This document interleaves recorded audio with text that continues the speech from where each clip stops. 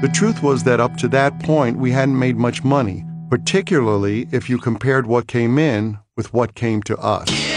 We found out later that KISS brought in about $100 million in merchandise sales in the 3 years between 1977 and 1979. Of that, the band members together took home less than $3 million. The overheads of Bill's operation were eating our lunch. But again, at that point, we still didn't know enough about business to realize it. We had credit cards, but we'd never seen actual money. Still, the idea of having a gold credit card was a big deal. My parents had never had credit cards, and since the bills went to Glickman Marks, who took care of paying them, the cards lent a sense of unreality to the act of buying things. I had a little magical piece of plastic that allowed me to take things out of stores. Now that we suddenly had a chunk of money from the new record deal, I decided I wanted to buy an apartment instead of continuing to rent. You didn't get anything out of renting, you didn't build equity, so in a case like mine, it was pointless. At first, I wanted to look at places overlooking Central Park along Fifth Avenue. When I explained this to a real estate agent, she said to me, "I can take you to the places you want to see, or I can take you to the places that will let you in." "What do you mean?" I asked. No. She started talking about nouveau riche and about being an entertainer. She paused. Then she said the buildings along the park were owned by blue bloods and old money. She might as well have said, "You're a Jew," which I would learn was indeed unspoken grounds for being rejected by many of the prime buildings I was interested in. Eventually, I settled on a place on 80th Street and Madison Avenue, 1 block from Central Park and the Metropolitan Museum of Art. I finally owned my own shelter, my home, my sanctuary, my refuge. It felt very different from renting. The bathroom had a tub as big and deep as a small pool. One day I was paging through Penthouse magazine and I liked the look of the woman on the cover. I called Bill O'Coin's secretary and said, "Find her." A few days later, she was in that massive tub with me. Cliché or not, there we were with a bottle of Dom Perignon. Not long after, my mom asked me whether I was seeing anyone special. I smiled and told her to pick up the most recent Penthouse. Needless to say, she was speechless at some of the very revealing shots. I have to say I loved her bewilderment at the debauched road I had taken. Over time, my mom grew accustomed to the shocks of my lifestyle and began to view it all with a resigned sense of humor. One morning, a woman called me, and after we talked for a few minutes, I said, "That was a really great time last night." And she said, "Yeah? Who do you think this is?" It's Brittany, bitch. Oops. What? Another time, I went to pick up a former Playboy playmate at a new apartment she'd moved into. When I rang the doorbell, a different woman I'd been seeing answered the door. They had moved in together and decided not to tell me. They thought it was hilarious. Believe me, if you saw these two, I was lucky to be the brunt of the joke. It wasn't insincere exactly because I wasn't making any pretense of being exclusive with any of them, but I wanted them all. I was living a triple life. There was the there was me without the makeup, the perceived me, that is. And then there was the real me who, despite fame and adulation, still felt insecure. There was a reason I spent most of my time in my apartment, sometimes with women, often alone. Some people took me for snobby or aloof, but the truth was I was still shy and insecure. It wasn't that I didn't want to talk to people and make friends, it was that I couldn't.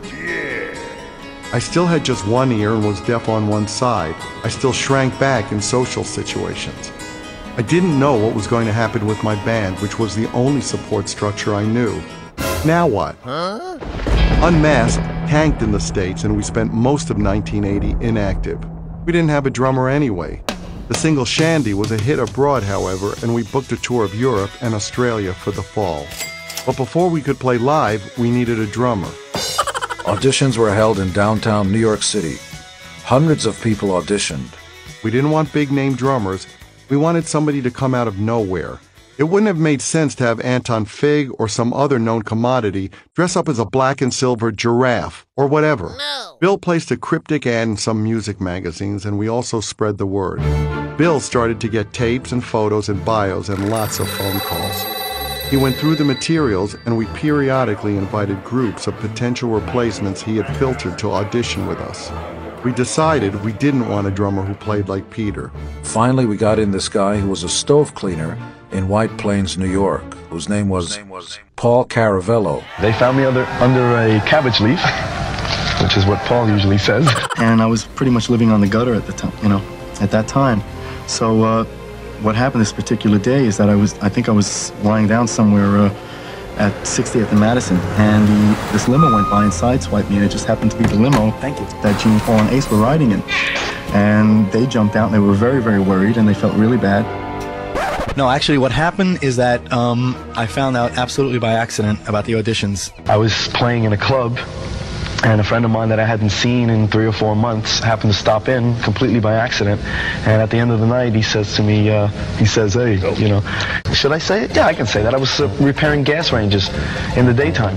Anyway, but, he said, you should audition for KISS. And at first I thought he was full of it. I didn't believe it. But he said, no, Peter's leaving the band, and they're looking for a drummer. You don't make the band, but you can fix the stove. Paul answered one of the ads, and I'll never forget his audition. He came in and he had the biggest head of hair I'd ever seen. He almost looked like a Muppet. And he was shorter than any of us. Peter had been the shortest too, but Paul was even shorter, maybe 5'5". Still, he was great from the start, cute as a button, with a heart of gold. Called the office and I said, well, I want to audition for KISS. What do I do? And they gave me the information that I should put together. And I sent in a promo package of myself, and they called me for an audition. And he seemed like a good soul. Some of the other people who auditioned had acted like rock stars, thinking they would gain points for that. Eric was sweet.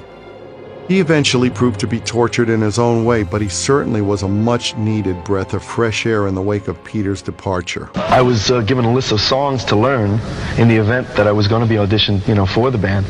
And it was 5 songs, and I went home and I practiced them, for a few days, over and over and over again, until I had them backwards and forwards. And I think with the whole situation with KISS, mentally, I was always here.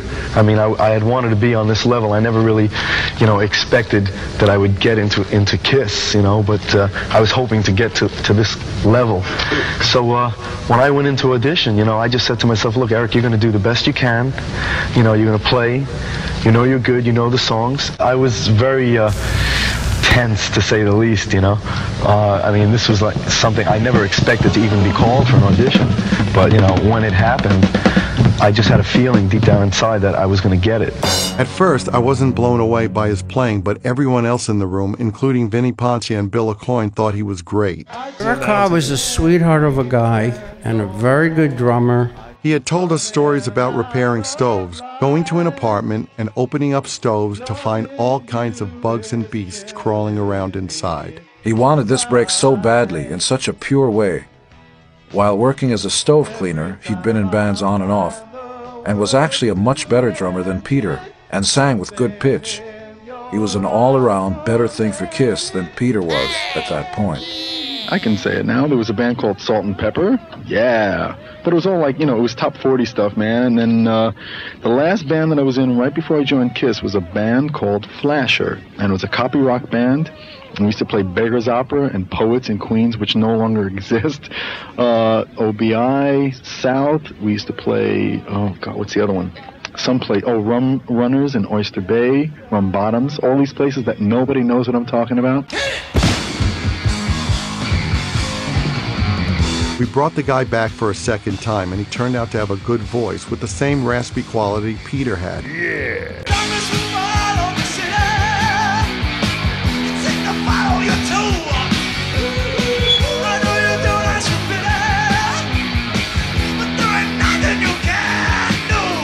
He was also a quick learner. At the end of the audition, he actually got up, Thank you. thanked us, and said, "Before I leave, can I have your autograph?" It struck us all, even Ace, as being a sweet thing. I couldn't tell who Gene was. I knew who Paul was right away, because he looked pretty much the same way to me. And I think I knew who Ace was when he came in, But it was exciting. It was great. And here I am, I'm playing, with these 3 guys, and I'm saying, oh my God, man, I can't believe I'm up here and I'm actually playing these songs with these guys. Once he left the audition, we immediately decided he should be in the band. We called him up and offered him the job, and he couldn't believe it.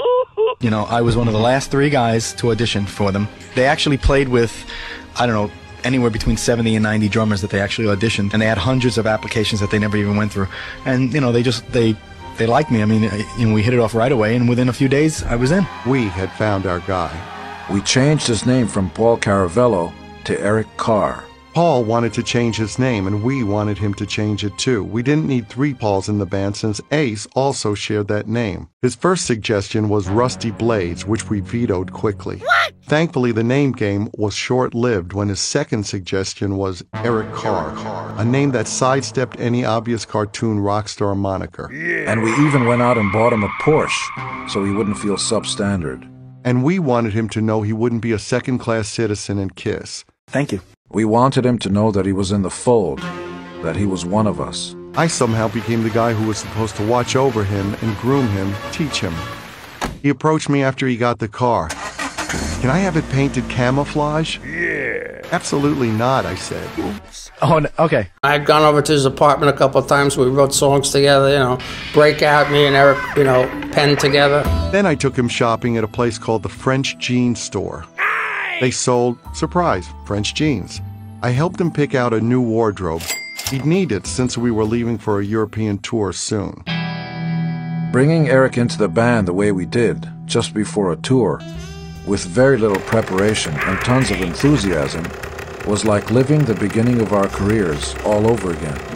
It was an astonishing thing to watch him take on his new role, and to watch ourselves try to integrate him. First, there was the matter of his personality within the band. When Peter left, nobody ever thought of, what are we going to do for a new guy? That never, occurred to anybody. So it's like if the janitor came in or somebody delivering pizza came in and had an idea for a new character, we would have listened to him because nobody knew what to do. What was his character going to be? What was his makeup going to be? Was he going to be an elephant or a giraffe? Well, I was going to be an iguana, but I didn't like I didn't like those little fins on my back. They just were really, bothering me, and it was hard to play drums with those claw fingers and everything. No, he's just going, what is this guy? It took some time to figure out a character for Eric. Heaven forbid we put him in a character people already knew. Yeah. That seemed too obvious to us, and maybe sacrilegious. For an ordinary band, his personality might not have been an issue. For KISS, it was an issue times 10. For a while, we decided that Eric would look like a hawk. I spent weeks trying to come up with hawk makeup. Okay. We had a costume built with a protruding chest and feathers all over it. You're going to love this story. God. I went to Brooks Van Horn, which does a lot of Broadway shows. It cost them $20,000 or $30,000 for this thing. I went with Paul and Bill Coyne. They put me in a yellow, like an orange-yellow unitard, dance skin. Then a vest that had feathers on it, yellow feathers. Then another vest on top of that was padded to make me look like a pigeon chest. Yellow feathers, all right? And to top this ensemble, a huge cape like what Gene used to wear in yellow-orange feathers. No, man, it was unbelievable. If the fans hated me, I wouldn't have blamed them. Yeah, so I was going to be like Mr. Chicken. So Paul's standing there, and thank God for him and Bill Coyne, they just were looking at each other saying, this is not right, it's no good. And I'm standing there with they're putting this stuff on me, and I'm going, I don't know, but I should know, I guess. So what am I complaining about? It's only rock and roll. He painted a beak on his nose, but he looked like the mascot for a high school football team. All that was missing were the big foam chicken feet. It was horrible. Yeah, but who cares? We're having fun. But later he came up with a fox persona. The makeup, Gene and I were in the dressing room in the Palladium. This was a couple of weeks before the show, and I'm sketching on pieces of paper, I'm still trying to come up with hawk makeup. And I drew this face, and I looked at it, and I knew it looked like a fox face, but I just showed it to Gene. I said, Gene, what do you think of this? He goes, yeah, it's interesting. And I said, but it looks like a fox, right? He goes, yeah. And then it was like, the proverbial light bulbs, over our heads went off. And from that second on, it just made sense to be the fox. We redesigned the costume, and I became the fox. And boom, you got it.